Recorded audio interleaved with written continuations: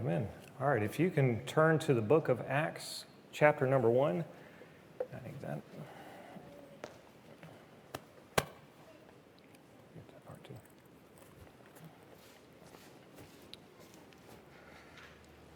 All right, Acts chapter number 1, and going to look tonight at a message that I've entitled Many Infallible Proofs, looking at some of the evidence for the resurrection of Christ. And you'll see why I titled it that in just a bit here.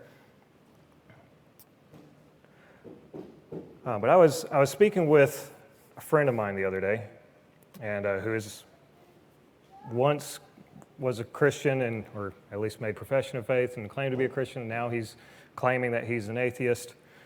It's all messed up, but I was talking to him about the topic of the resurrection. He was claiming that there's no evidence at all for us to rely on to say that Christ actually rose from the dead. It's entirely just something that we have to take just on faith with no evidence whatsoever. That's a typical claim for an atheist. You see that a lot. If you, for some reason, atheists flock to me online and try to engage in discussions on stuff, and I see that claim a lot. What got my attention, though, was the fact that there are a lot of Christians that agree with him that there is no evidence that we can look at for the resurrection of Christ, that it just has to be taken on blind faith. That kind of caught my attention. In fact, they said that we shouldn't even expect any evidence because that would make it no longer an issue of faith. That if you have the evidence in front of you, it's not a matter of faith. You just have the evidence and you accept the evidence as true. That's the impression that they had, and I've found a lot of Christians have that same impression, that faith means believing something without any evidence to support it. But that's not really what faith means. Let's start here in Acts chapter 1, verse number 3. And this is Luke recounting what took place after the resurrection of Christ. And he says, to whom also he showed himself. Oh, hold on, let me get my clicker here. We can, there we go. To whom also he showed himself alive after his passion by many infallible proofs, being seen of them 40 days and speaking of the things pertaining to the kingdom of God. And so Luke, talking about the resurrection of Christ, said that Jesus gave those first century Christians many infallible proofs of his resurrection. Does that mean that they didn't have faith because they had the many infallible proofs? No, that's not what that means. You can have faith in addition to proof. Faith just means accepting that something is true. It doesn't necessarily mean accepting it true without any evidence. And let's look at John chapter 20 and verse number 29. When Jesus, after he rose from the grave, he appeared to the 11 disciples, or the 10 disciples rather, in the upper room there, or whichever room they were hiding in. Most people think it's still the upper room. So he appeared to them and showed himself to them and everything, and then he left. There was one disciple that was missing, that was Thomas. And they told Thomas, hey, the Lord has appeared to us. And he said, except I put my finger on his side and put my finger in the nail prints in his hands, I will not believe. Okay, and so then the next time Jesus shows up, Thomas is there, and Jesus says unto Thomas, Thomas, because thou hast seen me, thou hast believed. Blessed are they that have not seen and yet have believed. And we pick up on the end of that verse a lot, and we should, because we don't see Jesus physically in front of us today, and so we believe in spite of not being able to see with our physical eyes. So that second part applies to us. But that first part, Thomas could see. He had an infallible proof that Jesus had risen from the grave, and yet Jesus still said that he was believing. And so his faith, his belief, was based on an absolute infallible proof. There's no way he could deny that Jesus was alive right there in front of him, where he could see and touch him. And of course, Thomas didn't even touch him. He just immediately, as soon as he saw him, he fell down and said, oh, my Lord and my God. And, So faith doesn't necessarily mean the absence of any type of evidence or proof. Our faith is not a blind faith. There is such thing as blind faith, but that's not the type of faith that the Bible asks us to give. our faith is not a blind faith. God doesn't just ask us to believe in the resurrection. He has actually given us so much evidence that the resurrection of Christ is quite possibly the most provable event in all of human history. And in fact, all of human history revolves around the resurrection of Christ. We changed our entire dating system because of the life of Christ. So it's one of the most provable events in all of human history. So tonight, I just want to very quickly lay out a very, very brief overview of just some of that evidence that's there. And I'm only going to touch on a little bit. I mean, there is volumes and volumes and volumes that could be written on the evidence. In fact, there is. You can go pick them up and read them in most bookstores. There's lots written on the evidence for the resurrection of Christ. So we're going to look at just a little bit of that. We're going to start with an argument. I like logic. We were talking about logic class earlier today. I like logic.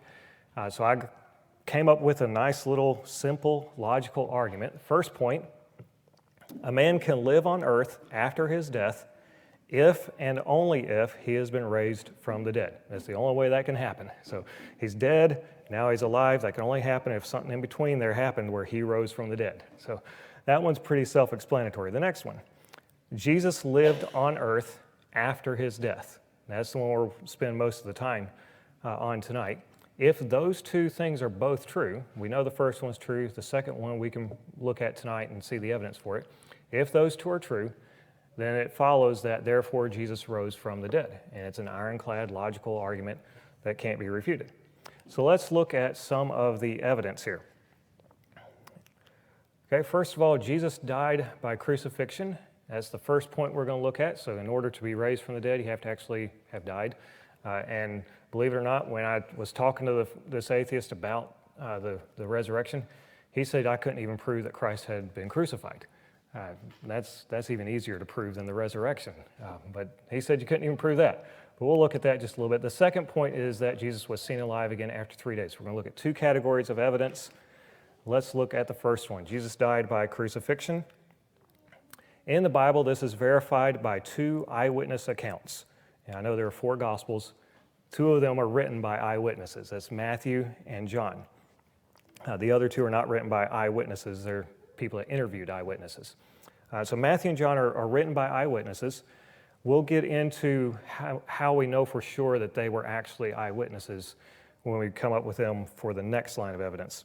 But a couple of things to point out about Matthew and John.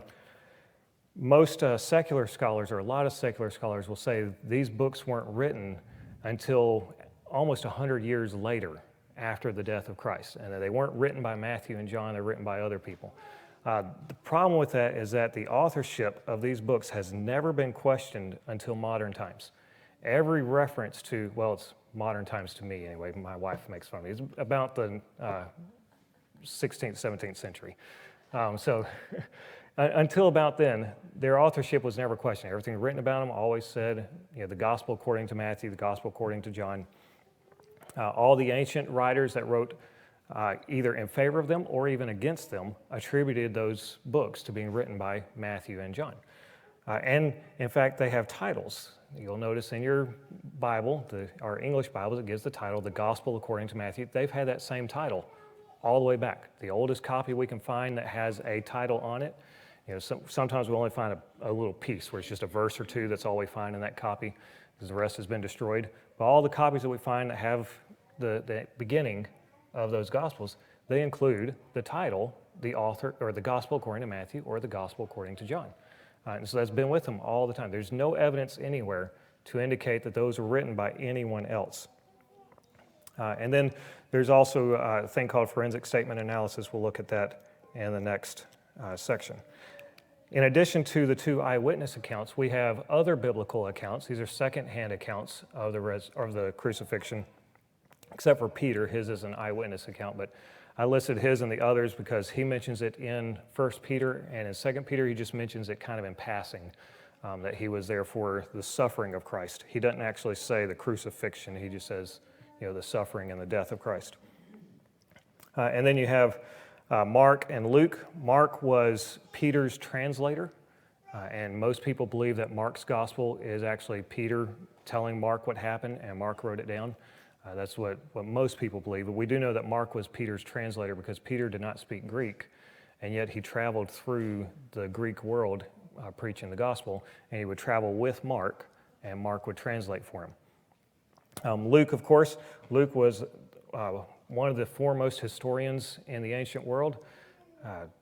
His authority as a historian, again, was not questioned very much until modern times, modern for me anyway.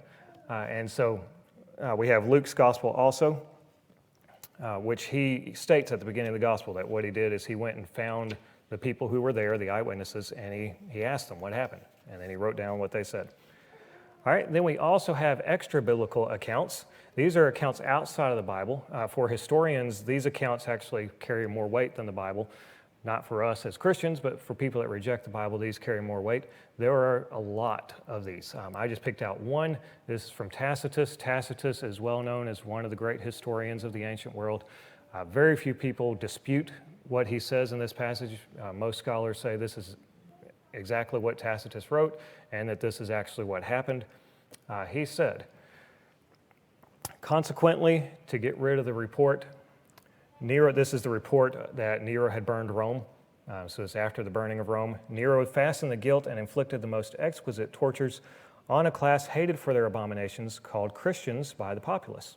Christus, or Christ, from whom the name had its origin, suffered the extreme penalty during the reign of Tiberius at the hands of one of our procurators, Pontius Pilate. And that fits exactly with what the Bible says. So here we have a secular historian, the furthest thing that he could possibly be from a Christian, and yet he's saying what the Bible said about the crucifixion of Christ is actually true.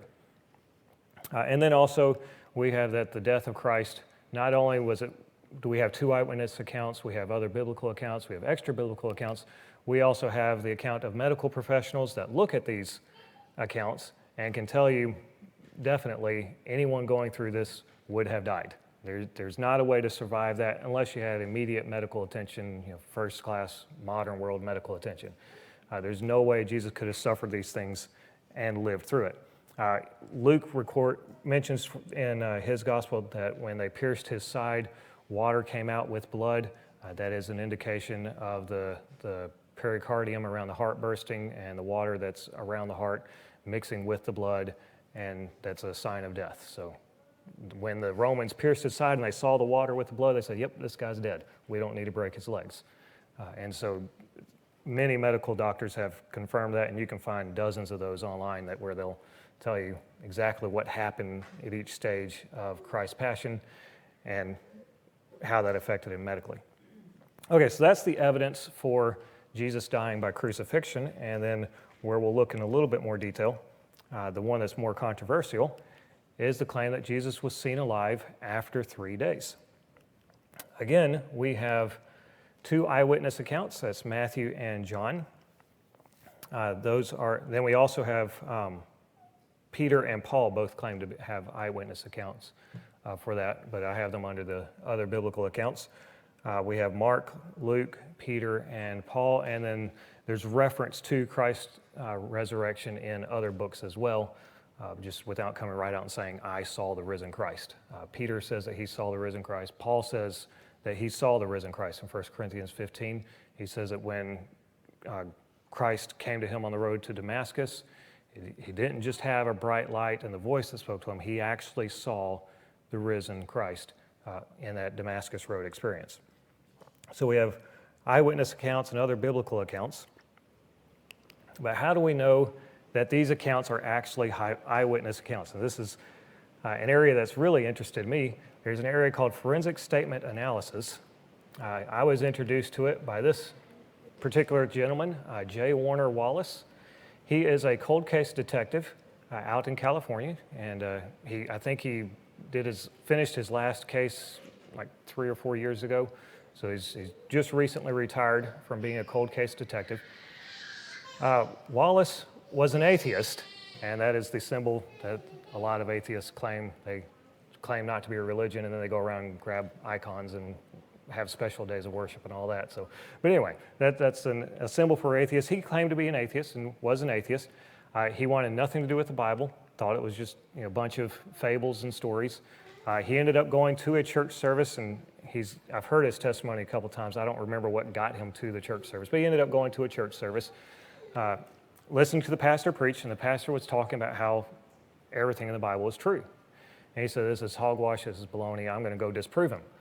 And so he said, I'm going to use the same method that I use to handle my cold cases. And when handling cold cases, he goes back and he interviews people, and he analyzes, or he gets recordings or records from previous interviews, and he analyzes those interviews in order to determine whether the witness was an eyewitness or not. Maybe they're just making it up. But he wants to find out if this witness actually witnessed the crime, and then he tries the case after that. He was very successful at that. In fact, he has a perfect record. I can't remember how many cases he's tried, but he never lost a case. Every single case he took to court, he won. So he's very good at his job. So he said, I'm going to apply that same principle, that same analysis to the Gospels. And he did. And as a result, he no longer is an atheist. He said it's got to be true. There's no way to say that this is false when you apply forensic statement analysis, the same thing we use in our court system. When you apply that type of analysis to the Gospels, it shows that they are eyewitness accounts. He then wrote this book. It's Cold Case Christianity. I would highly recommend getting it. I've read it. It's a phenomenal book defending the truth of the Gospels. One quick example of how some of this forensic statement analysis goes. A simple example real quick here. If someone were to walk into the church waving a gun around and rob us all at gunpoint and then take off out of the parking lot, and the police came and interviewed us, we would all say different things. For example, I'm colorblind. I would not tell the police a single thing about the color of the clothing. My wife would probably notice, the color of the guy's socks. So I wouldn't notice any of it. But I would notice, he had a shotgun, or I would notice, type of hat he had or something like that. So I would give some detail, she would give some detail. The rest of y'all might notice something else. Someone that knows more about guns than I do would recognize exactly what model of gun he had, and that may be the only thing they see because the barrel is pointing right at their face. And they don't see anything about his face or his facial hair or anything like that. William would probably notice the car the guy was driving when he drove off and say, man, that's a nice car. So everyone would give a different part of the picture, and it will be the job of the detective to go through and analyze those different accounts and put it all together. That's what is meant by forensic statement analysis. So just one quick area that can be applied to the resurrection is the question of who came to the tomb. If we look in Matthew 28 and verse number 1, we get Mary Magdalene and the other Mary came to the tomb. We go to Mark 16:1, we get Mary Magdalene, Mary the mother of James, and Salome came to the tombs. Now we have 3 women. Luke 24:10, Mary Magdalene, Mary the mother of James, Joanna, and others. So that's at least 5 now. And then John 21, just Mary Magdalene. And so if you put all this together, you can say, okay, there are 5 women that came to the tomb, and the different authors wrote about different ones. So Matthew only wrote about Mary Magdalene and the other Mary. Mark wrote about 3 of them. Luke included 3 by name and then others just by reference, and John was only focused on 1. You'll see Mary Magdalene's the common denominator and all that. But if you could just stop there and say, okay, there's no contradiction. They're all intertwined. They're all saying the same thing, just slightly different perspective. Because none of them say, like John doesn't say Mary Magdalene was the only one who came to the tomb. He just says Mary came to the tomb. So they can all be true. But when you look at the timeline, it actually gets more intricate than that. When you start looking at the timeline of the 4 Gospels, the only way it works is if Mary Magdalene came to the tomb first by herself while it was still dark. And then she just saw the stone rolled away. She didn't see the angels. She just saw the stone rolled away. She didn't go in. She immediately assumed someone had came and stolen the body. She turned and left and went back to Jerusalem to tell Peter and John. While she's on her way out, the other women came. And the other women saw the 2 angels. And then the angel said, he's risen. So then the other women left to go back to Jerusalem. By the time they get back, by the time they're on their way to Jerusalem, Mary's on her way back to the tomb. And now she sees the angels. She also sees the Lord. He says, don't touch me yet because I haven't gone to my Father. but go telling Peter and John. So now she takes off and runs back to Jerusalem. It's only a mile, by the way. It's less than a mile to get from the tomb back to Jerusalem. So she's now headed on the way back. While she's on the way back, Jesus has gone to heaven, come back down. He's met the other women on their way back. And we know he's gone to heaven and come back down because they can now grab his feet and touch him. So he's ascended to his Father now. And then tells them he's alive. And so now they continue on, and everyone tells the disciples, and Peter and John go running to the tomb. It's a very intricate account, and you have to take all four of the Gospels and weave them all together in order to come up with the final picture, just like a detective would have to do if someone came in here and held us all up at gunpoint and we all gave different accounts. They could take those accounts, weave them together, and find out exactly what happened. They can do that because we're eyewitnesses. If we just made something up, for example, if we all agreed and said the exact same thing to the detective, we all gave the exact same description, the exact same order of events, they would immediately discount all of our statements because that's not the way things happen in real life. People don't notice the exact same thing. That's how they can tell that people have conspired and they're saying, giving a lie in their witness testimony. And so the fact that these all differ, but they can be put together to get one true account, one valid account, shows that they are true eyewitness statements. That's the kind of stuff that J. Warner Wallace did as a cold case detective analyzing the Gospels. And so we have proof now that the Gospels, scientific proof, it isn't just random proof. This is scientific validated proof that the Gospel accounts are eyewitness accounts of the life, death, and resurrection of Christ. In addition to that, we also have undesigned coincidences throughout the Gospels. We've actually talked about those a little bit here one of the times that I was preaching in the past. The lady that is doing the best work on this right now is Dr. Lydia McGrew. She's doing a phenomenal job gathering all these undesigned coincidences throughout the Scripture, finding them and putting them together. She didn't come up with this idea. People have been talking about it for centuries. One of the ones that put together a book on it in the past was J.J. Blunt, and I've read his book. It's really well done, but it's kind of dated. And then he was in a bit of a hurry and didn't get as many. She's gotten a lot more. She's focused just on the Gospels, whereas Blunt was on the whole Bible. The person that introduced me to this concept, was Lydia's husband, Dr. Tim McGrew. I actually met him several years ago, and he gave a talk on this and mentioned the undesigned coincidences as part of his talk. And then Lydia has now written a book, Hidden in Plain Sight, and it's all the undesigned coincidences that she found through the four Gospels.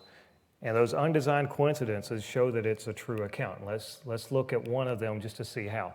If we look at Mark 14:58, this is people at the trial of Christ, and they said, "We have heard him say," sorry, I don't have it written here, I'm going to read from the screen. "We have heard him say, I will destroy this temple that is made with hands, and within 3 days I will build another made without hands." Okay, so at the trial of Christ, they're looking for something that they can pin on him, some crime.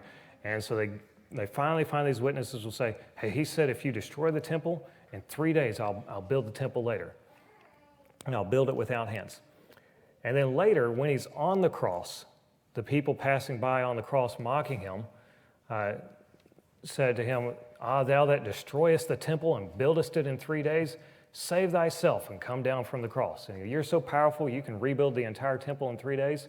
You notice they said, "Thou that destroyest the temple." That's what they actually ended up trying to pin on Christ, as he said he would destroy the temple, not just he said, "If you destroy the temple," but he said, and I believe it's Matthew, they changed it to say, he said, "I will destroy this temple and then rebuild it." So that's destroying the temple of God. So they try to pin that on him. So they're mentioning this here, and Mark and in Matthew both mention this. Neither of them say when Jesus said, "Destroy this temple, and in 3 days I'll build it again." We find that in John. And John recorded very early in Christ's ministry, John chapter 2.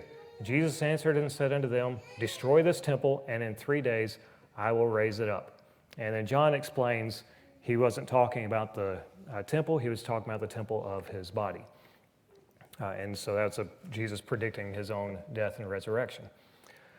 But we have Matthew and Mark both talking about this statement from Jesus, but it's not found in Matthew or Mark. You have to go to John.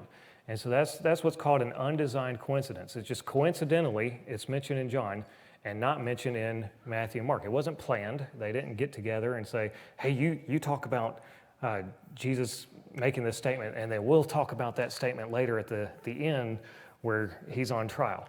They didn't do that. It just happens to be in one and not in the other, and then the other part of it happens to be in the other and not the one. And there's dozens and dozens of those scattered throughout the Gospels. And Lydia McGrew found a lot of those and documented them in her book. And so those prove to us, again, that these are true accounts. You don't find that in fiction. I've read thousands and thousands of fiction books. Used to read 1,000 a year when I was in much younger. I can't do that now. But I used to read a lot of fiction books. You don't find this in fiction books. I loved reading series where you could read, start at the beginning, read a whole bunch of books all on the same subject. You just don't find this kind of stuff in fiction books. You especially don't find it where there's multiple authors involved. There are some series where they're serialized, like the Star Wars novels. There's a different author for every novel. Star Trek, I've read a lot of sci-fi, so a lot of the Star Trek novels are the same way, where it's a different author for every novel. Sometimes they don't even tell you who the authors are, like the Hardy Boys books, the Nancy Drew books. They have one author that's listed, the Boxcar Children books, but there's actually different authors that write every single book. And you'll never find these little undesigned coincidences in fiction books. Or if you do, you find it where it's highlighted real big, like this is a major part of the story. You want to pay attention to this. It's not just these little subtle things. You find that in true accounts, though. When you read actual books and accounts of things that happen, biographies of things that happen, or autobiographies from two people that experience the same thing, you'll find these little undesigned coincidences going back and forth between those two autobiographies. You just don't find that in fiction. So that's a sign that the Gospels are actually fact and that Jesus did raise from the dead. All right, so now we have, under Jesus was seen alive again, we have the two eyewitness accounts, we have the other biblical accounts, we can trust all that. We also have a change in the day of worship. And if you think about this, the Jews worship God on Saturday. That's their Sabbath, that's their day of rest and their day of worship. The first Christians were Jews. They didn't worship God on the Sabbath after they became Christians. They changed the day of worship. They changed it to a Sunday.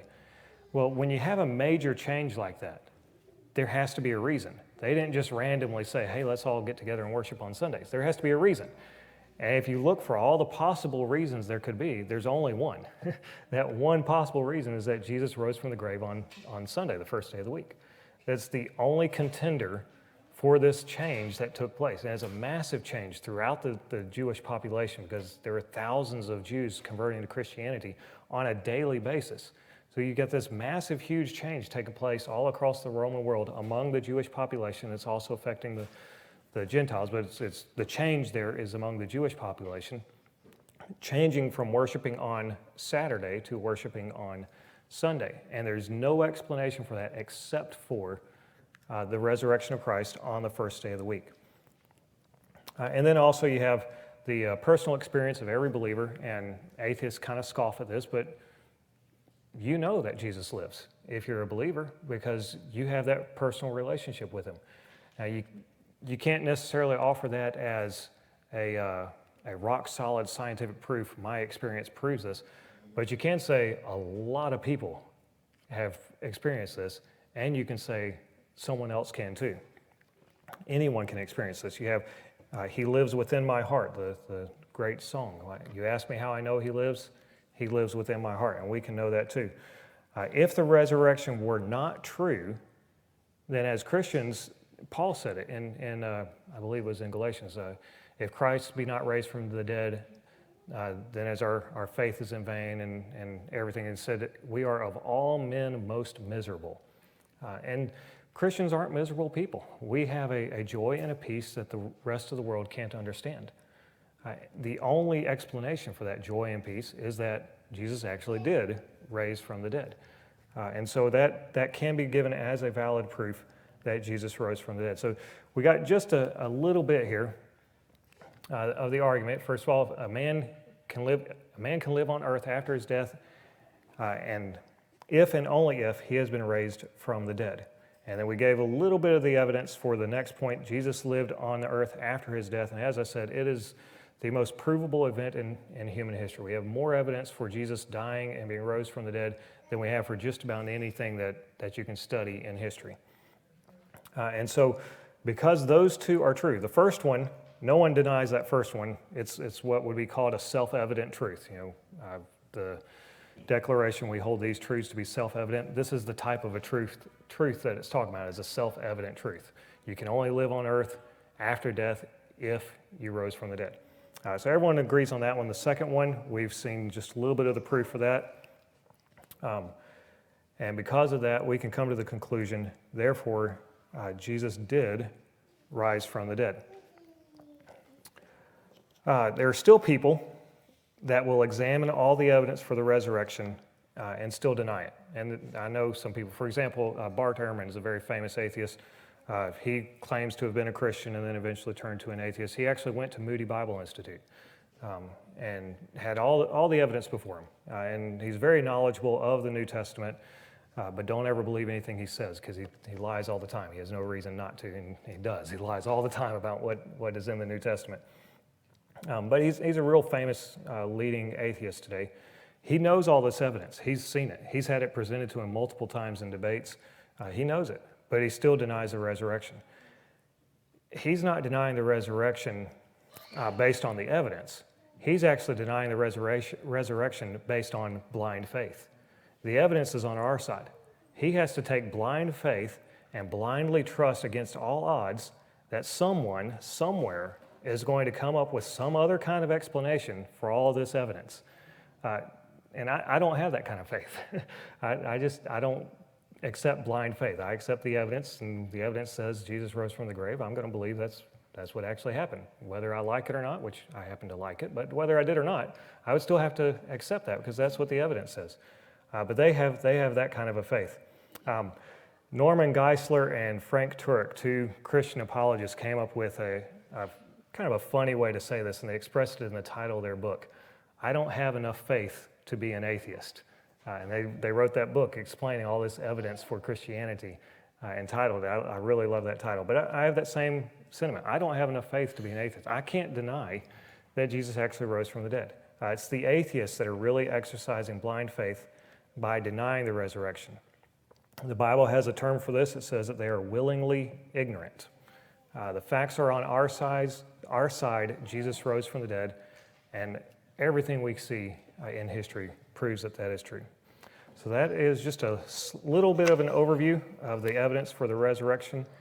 I hope it's been a little educational for you, but that's all I have for you tonight. But that is just a hint at what Jesus, or what Luke was talking about when he said that Jesus showed himself by many infallible proofs to have risen from the dead. All right, so let's go ahead and close with a word of prayer. Brother Harper, David Harper, can you